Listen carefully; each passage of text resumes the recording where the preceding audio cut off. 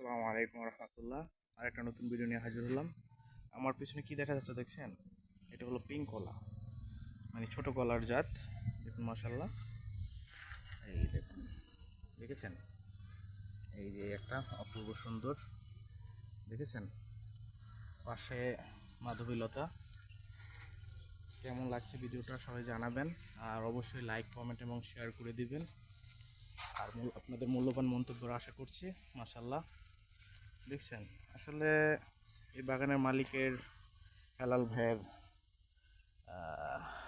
রুচির সম্মত লোক, আর কি বলবো।